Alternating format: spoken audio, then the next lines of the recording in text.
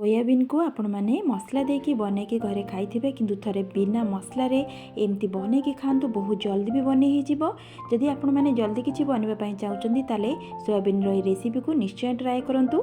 Video को संपूर्ण देखु और ये प्रोसेस रे थरे घरे बनातु। बंधुगण इप्सिता'स किचन आपण समस्त को अनेक अनेक स्वागत। आज मु आपण मानक सह शेयर करबी बिना मसला रे बहुत जल्दी बन हो जाउतिबा सोयाबीन रे एक रेसिपी जोटा को खाइला परे आपण माने जानि परिबे आर स्वाद केमती लागुची। वीडियो को स्किप न करी संपूर्ण देखा को अनुरोध रहा। तेज चलतु आज रेसिपी को स्टार्ट करवा। ये मु 100 ग्राम सोयाबीन नहीं गोटे टमाट को नहीं 3टी मीडियम साइज आलू को ये सिझे रखी गैस रे पानी बसैकी गरम करी नहीं तापरे गोटे मिक्सिंग बाउल को पानी को देदेबा तापरे सोयाबीन को से दे दूची ताकू भल से गोले नहीं कि 10 ରୁ 15 मिनट पर्यंत टिके रेस्ट देदेबा। सोयाबीन भल से ऑब्जर्व करी जीव पानीटी पूरा भल से बतुरी जाइए। पानी भल से चुपुड़ी नौ देखूँ गोटे प्लेट को गैस रे कड़े बसैकी से रिफाइन ऑयल को दौची तेल भी एवं गरम हो गलानी से सोयाबीन को भाजी नबा। ये अल्प लुण को ऐड करवा। सोयाबीन सहित लुणटा मिसिगले टेस्टा भल आसी था। गैस फ्लेम को मीडियम रखिकी सोयाबीन टिके लाइट गोल्डन कलर है पर्यंत भाजी नबा। तार कंचा स्मेलटा पलैब। देखु कलर भी ये पूरा चेंज हो गलानी सोयाबीन पूरा भाजी हो गलानी। एबे ताकू मो प्लेट को काढ़ी नौची। एमती ही भाजबे हल्का करी भाजबे नहीं टेस्ट भल आसब नहीं। देखो प्लेट को काढ़ी नेली सेम कड़े आउ टिके तेल को दे दौची से 3टी सुखिला लंका को भाजी नबा।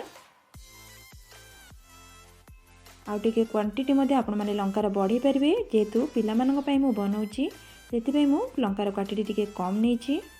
ताको एबे भाजी हो गला प्लेट को काढ़ी नौची। अरे देखो तेल अच्छी से मु टमाट को भाजी नौची।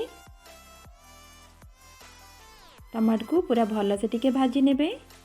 देखो ये हल्का भाजी हो गलानी गोटे साइड मार साइड को ताको उल्टे दौची। टमाटो भी ये भाजी हो गला मुझे प्लेट को एबे काढ़ी नौची।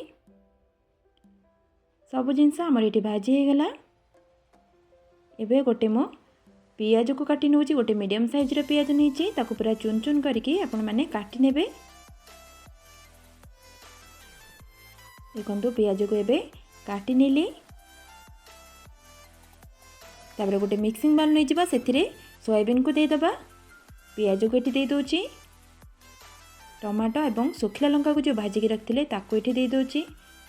आलू को ये दे दूची। आपण माने आलूर क्वांटिटी भी कम करें आपण मानक फैमिली मेंबर अनुसार आपण माने कम बेसी सब जिनस करें। ताको भल से चकड़ी नौची टिके भल से चकड़ी नेबे जेमती सोयाबीनटा टिके भल से चकड़ी हो।